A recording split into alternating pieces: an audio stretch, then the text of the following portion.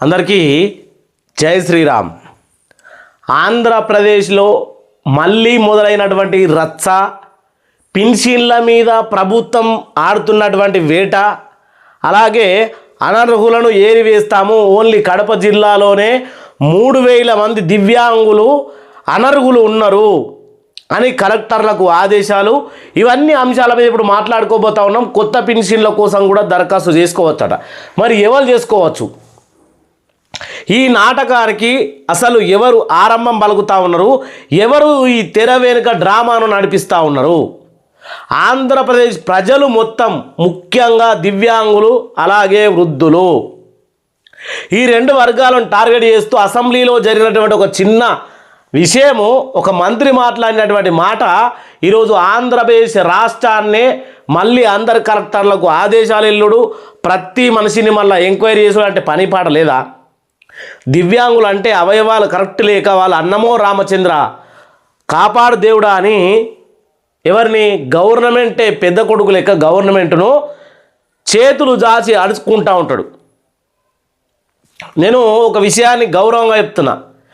Janasena Pawan Kalyan deputy CM, గ్రామ పంచాయతీ మంత్రి అయినప్పుడు ఆయన ప్రోగ్రాంలు కూడా చాలా చూస్తూ ఉంటా. మరి ఆయన దృష్టికి కూడా వెళ్తలేదా? గ్రామాల్లో ఉన్నటువంటి దివ్యాంగులు ఇప్పుడు వీళ్ళ మీద ఎంక్వైరీ చేయించాలంటే ఒక సెక్రటరీ సంతకం కావాలి. ఒక సెక్రటరీ నోటీస్ వచ్చినప్పుడు సెక్రటరీ సంతకం పెడితే ఆ ఒక వ్యక్తికి నోటీస్ వెళ్తుంది. అప్పుడు పవన్ కళ్యాణ్ దాకా ఈ విషయం పోతలేదా? ఎవరు ఆడుతున్నారు ఈ డ్రామా? మళ్ళీ వచ్చినటువంటి అప్డేట్ ఏంది చూద్దాం. ప్రతి ఒక్కరు వీడియోని ఎండ్ వరకు చూసి మీ అభిప్రాయాన్ని కామెంట్ చేయాలి. అసలు ఆంధ్రప్రదేశ్లో ఏం జరుగుతూ ఉంది? పింఛన్ల మీద ఈ వేట ఆడడానికి కారణమేంది? అసలు ప్రజలను ప్రశాంతంగా ఉండి, నిజంగా అనర్హులు ఉంటే ఆల్రెడీ ఇంతకుముందే 1,00,000 మందికి నోటీసులు ఇచ్చినావు నారా చంద్రబాబు నాయుడు. మరి అప్పుడు ఏం చేసినావు? అప్పుడే ఇంకో 4 రోజులు ఎక్కువ టైం తీసుకొని నువ్వు ప్రక్రియ పూర్తి చేసేది ఉండే. మళ్ళీ కూడా అనర్హులు ఉన్నారు అని అంటే ఎట్లా? చూద్దాం మరి ఏం జరుగుతూ ఉందనేది.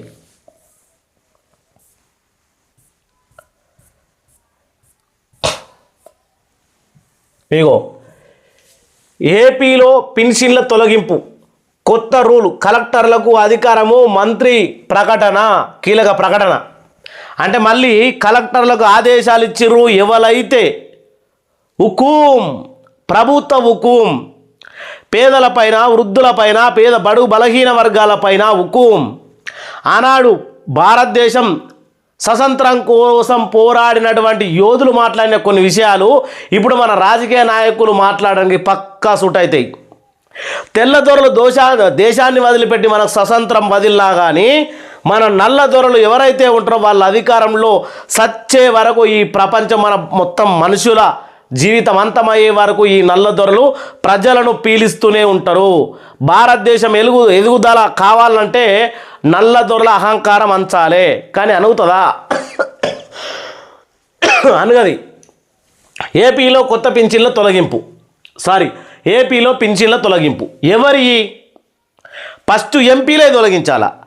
ఒక్కొక్క ఎంపీ, ఎమ్మెల్యేగా పనిచేసి ఎంపీగా రాజ్యసభలో పనిచేసిన వాళ్ళకి 2 పింఛన్లు వస్తా ఉన్నాయి. ఎందుకు మరి? మీకు 100 కోట్ల ఆస్తులుండి, ఒక ఇంటి ముంగడ 5-6 బ్రెంజ్ కార్లుండి, మీ కొడుకుల పుట్టినరోజులకు, మీకు సందర్భాలకు కోట్లల్లో పైసలు ఖర్చు పెట్టేటోళ్ళకేమో 20,000, 30,000, 40,000 పింఛన్లు కావాలి.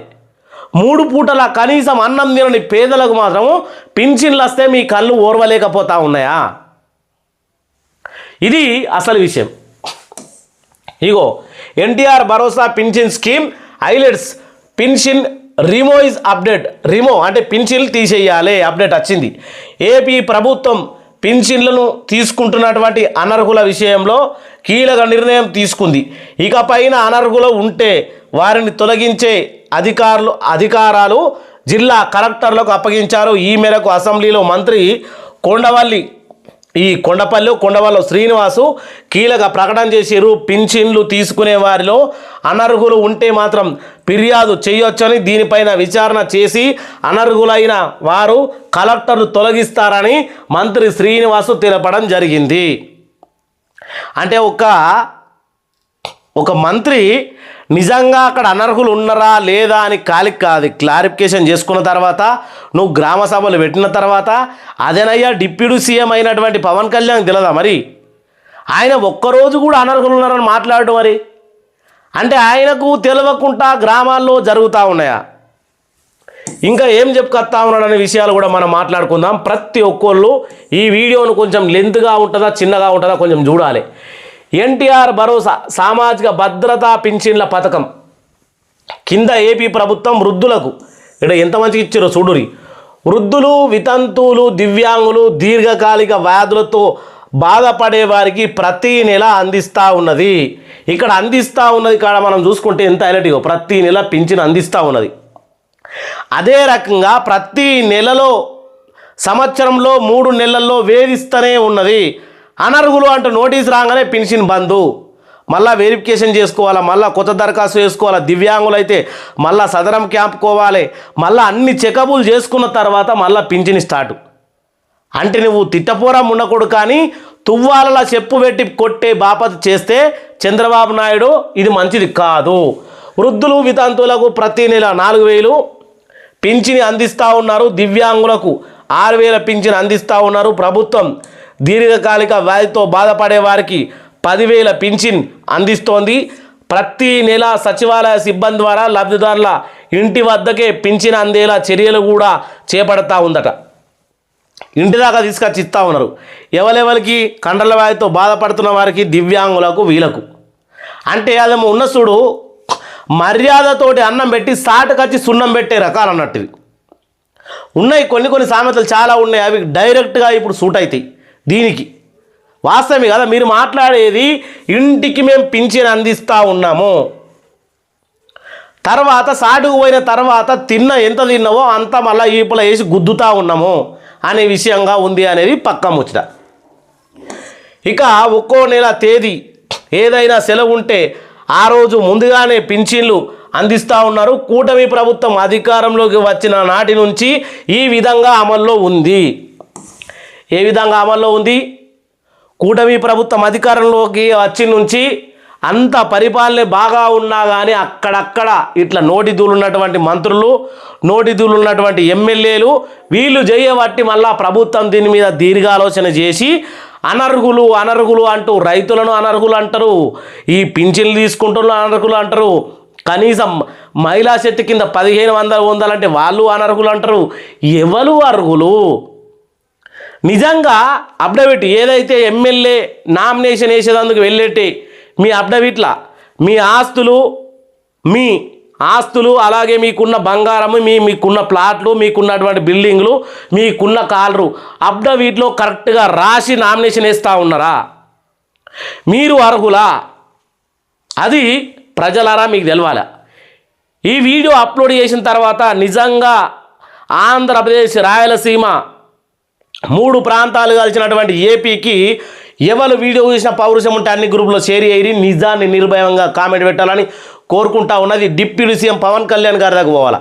నేను మొన్న ఒక చిన్న తప్పిదం కూడా ఈ జనసేనలో జరుగుతూ ఉంది.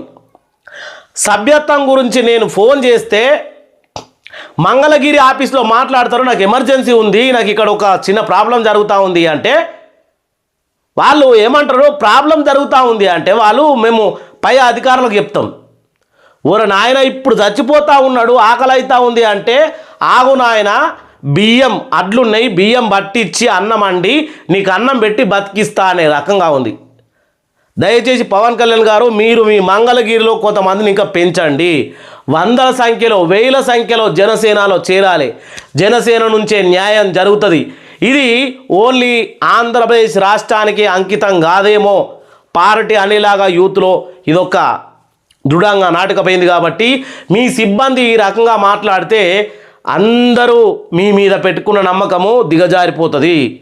ఈ వీడియోను పవన్ కళ్యాణ్ దాకా పోవాలని కోరుకుంటా ఉన్నా. ఈ వీడియో జై జనసేన, జై హింద్.